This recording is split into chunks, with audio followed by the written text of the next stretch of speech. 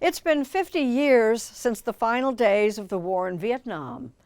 David Martin now with some of the men who bore witness to the fall of Saigon. People poured from behind buildings and revetments. This is what the end of the Vietnam War looked like. South Vietnamese soldiers swarming a Pan Am airliner to save themselves from the rapidly advancing North Vietnamese army. They left their wives, their children, their aged parents on the runway while they forced their own way on board, a rabble of young enlisted men. CBS News correspondent Bruce Dunning was on board. The plane raced down the taxiway, swerving to avoid abandoned vehicles, perhaps even running over people. This every man for himself route played out across South Vietnam as communist forces from the north launched their final offensive. The question was not will they attack at some point, but when will they do it? Now 83, Stuart Harrington was one of only a handful of American military personnel still left in Vietnam. The map in my office began to show more and more red arrows, all pointing south. President Gerald R. Ford called South Vietnam's collapse a great human tragedy and ordered the immediate airlift of Vietnamese orphans. Some of those put aboard the plane had been born only weeks ago. CBS News correspondent Murray Fromson witnessed what happened next. The huge plane crashed into a field about 5 miles from the end of the runway. 78 orphans and 35 Americans were killed. What can one say except, when will the misery in this country ever stop?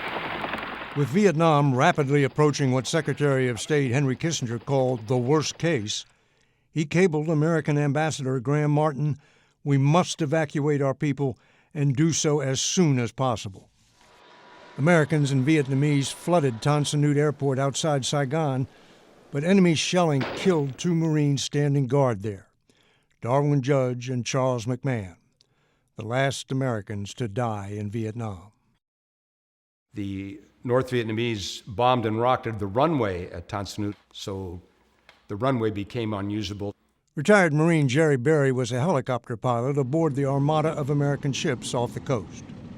Helicopters were the last resort, and at 10:45 on the morning of 29 April 1975, Ambassador Graham Martin gave the order to commence Operation Frequent Wind, which became the largest helicopter evacuation in history. Frantic to find a way out, civilians mobbed the U.S. Embassy. The last place, the last hope, the last refuge where you could go and maybe still get a helicopter. There were women at the gates just saying, "Please just take my baby, take my baby." And we had to tell them, "We cannot take your baby." Jerome Thomas was a Marine guard at the embassy. There were people that were getting crushed because of the crowd in the back were pushing, you know. The crowd inside the embassy grounds is just huge, and it's never getting any smaller. You don't know how this thing is working, how it's going to end. That's Barry's helicopter landing in the embassy parking lot. I actually landed at the embassy about 1 o'clock and said, my orders are to pick up the ambassador. The Marine security guard runs into the embassy, comes back and says, well, the ambassador's not ready to go. Instead, Barry and 70 other helicopter crews began lifting out Americans and Vietnamese. Barry's call sign was Lady Ace 09, and here's his voice from 50 years ago. This is Lady Ace 09, roger, we're outbound at this time with our passengers. As darkness fell, Jerome Thomas was ordered to lower the American flag. This was the last time the American flag was going to fly over Vietnam. 19-year-old Marine takes down the flag for the last time. Heartbreaking. America's war in Vietnam was now in its final hours. Now it's probably somewhere around 4 in the morning. I can see the tanks coming down the road. You could see the tanks. North Vietnamese tanks, because their lights are on. They're driving down the highway. Everybody was afraid. The North Vietnamese army was advancing on Saigon. Everybody knew these were the last birds. These were the freedom birds. Okay, well, let's pick it up here. Looks like things are about to close up, and we want to be able to give them the support they need. Go ahead and max it out. That's Harrington maxing it out in the embassy parking lot. Get into a double line. Everybody's going to go. Nobody will be left behind. Ai kung sa đi được. I repeated that over and over and over, that everyone was going to go, and I really believed it. down everybody in the embassy, Robert. Put everybody in and get in there. That's the last picture taken of me in Vietnam. It looks like a man who knows it's over. Yeah, there was no doubt about it. There were 420 Vietnamese still in the parking lot when new orders came in. You are to land on the rooftop and deliver a message. I say again, to deliver a message. All U.S. must come out now. Harrington had promised nobody left behind, but orders were orders. I said to the Vietnamese, "Matadi, I got to take a leak." And I walked into the door of the embassy and scooted up the stairs. What did it feel like telling that lie? I felt horrible.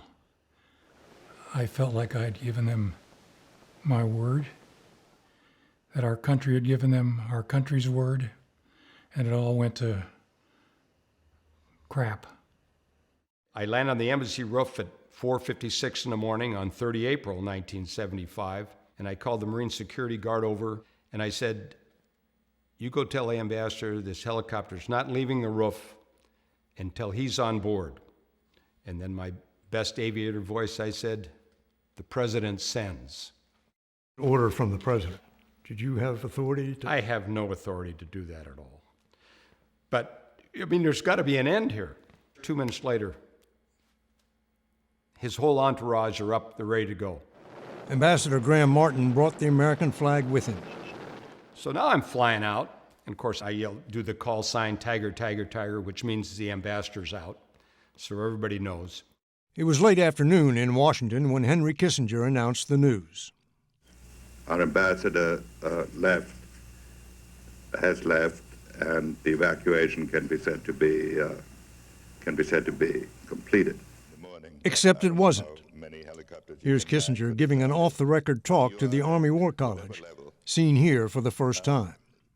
I come back from the press conference and I find out that they had left the Marines behind that were guarding the embassy. The last American fighting men in Vietnam were barricaded on the roof as Saigon was about to fall. It's been so many years now. Their sergeant, Juan Valdez, is 87 now and living in a memory care unit.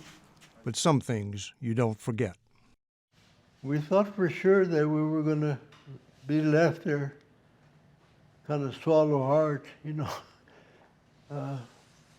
because by that time, the tanks were passing by from the Vietnamese. It felt like the Alamo for a while. Doug Potratz was on the roof with Valdez. We didn't know if we were going to be the last people and be overrun. The question that was going through everybody's mind was, should we fight or should we surrender? And everybody there to a man was like, we're fighting, because Marines never surrender. It was the lowest point, I think, in my life. We're thinking about all the people that have died, literally thousands and thousands of Americans, and it was all gone. We were there for 2.5, maybe 3 hours waiting, and then all of a sudden, at a distance, we saw 2 choppers coming back. Sir, there are 33 to 35 more Americans on top of that embassy for you to take out. 2 helicopters went back for the Marines. The first one picked up 22, and the second, the final 11.